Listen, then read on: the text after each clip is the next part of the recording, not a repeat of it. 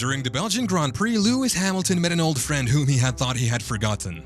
Mercedes introduced a new and improved front wing, but both Hamilton and Russell reported the reappearance of porpoising in the car. This problem had troubled the team in the last 2 seasons, and they had hoped it was resolved for good after redesigning the car. Despite continuously bringing small upgrades in every race, unexpected porpoising became an issue they did not anticipate. Is this an issue Mercedes cannot overtake? Stay till the end of this video to find out.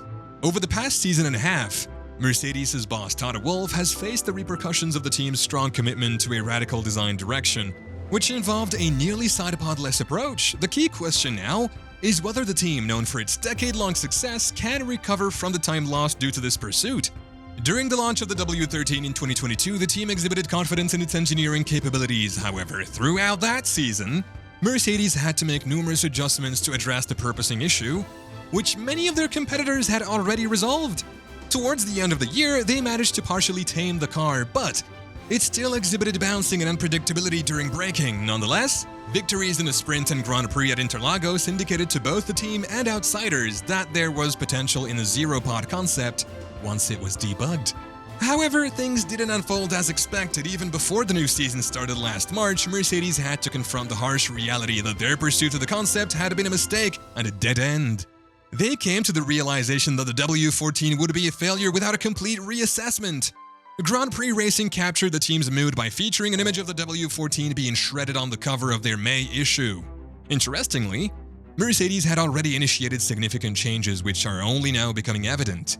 The team had planned a series of upgrades well in advance, even before the technical director Mike Elliott and chief technical officer James Allison swapped roles, placing Allison in charge of frontline development. These upgrades included a new bodywork package and floor, which were initially scheduled for the Emilia-Romagna Grand Prix at Imola.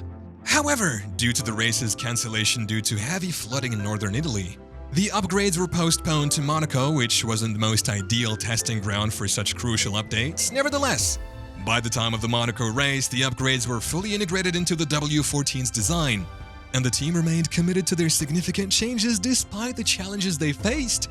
After the Monaco race, Mercedes introduced their most substantial upgrade at Silverstone. Regrettably, this upgrade did not live up to the expectations of both the team and their fans.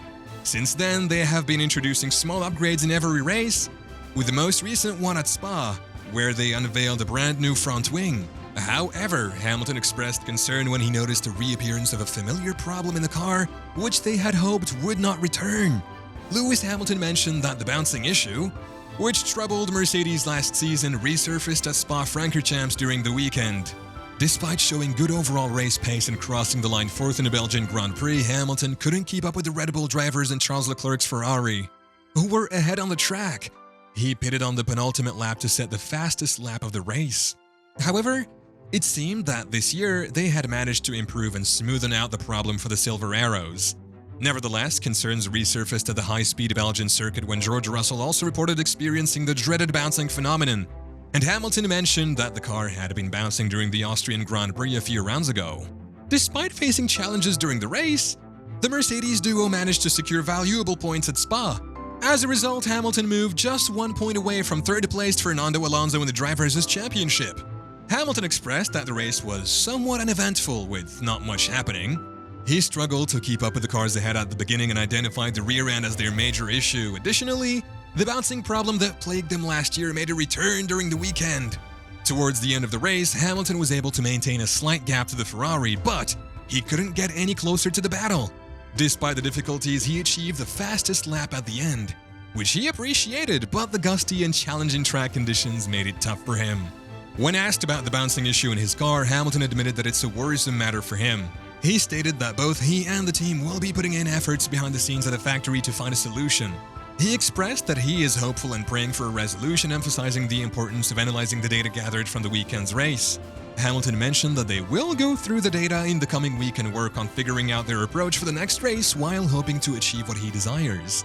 Toto Wolff emphasizes the urgency of finding answers regarding the return of the bouncing issue, which they believed they had previously overcome. He expressed how significantly the problem affected their performance throughout the weekend. According to Wolff, the bouncing was particularly problematic on every straight, even causing Hamilton to lift during a typically easy flat corner like Blanchimont. This bouncing led to overheating the tires during braking, creating a troublesome cycle. Wolff stated that the bouncing was the primary factor limiting their performance during the weekend. While he finds it frustrating to face this challenge before the holidays, he stressed the importance of analyzing the data in the coming days to gain a better understanding of the issue. After analyzing the situation, Wolff suspects that the recent upgrades introduced for the Belgian Grand Prix might have played a role in the resurgence of the bouncing problem. However, he remains confident in the team's overall development strategy, believing that they have made the right decisions. Wolff emphasized the importance of thoroughly analyzing the data to understand the root cause of the bouncing issue. He acknowledged the tremendous effort put in by the aerodynamics team and other operations to deliver the upgrades, expressing his admiration for their hard work. While he considers that the floor could be a possible reason for the bouncing, Wolff maintains his belief that the team is on the correct path with their current development direction. He expressed that they need to delve into the data to potentially identify any other factors contributing to the problem. Although other teams also experienced bouncing issues at Spa, George Russell expressed his disappointment that the problem has not been completely resolved. He mentioned that several teams encountered bouncing, although not to the same extent as his team did. Russell finds it unfortunate that in a sport considered to be at the pinnacle of motorsport, the majority of teams are still facing difficulties with bouncing. He remains hopeful that a solution can be found to address this problem in the future. Unlike George Russell's view, it appeared that only Mercedes had porpoising issues during the race. Aston Martin, which shares many components with the Mercedes car, did not encounter the same problem. From a personal perspective, Lewis Hamilton and Toto Wolff seem to have different priorities. Hamilton is determined to win his 8th title, but he knows his chances for this season are none.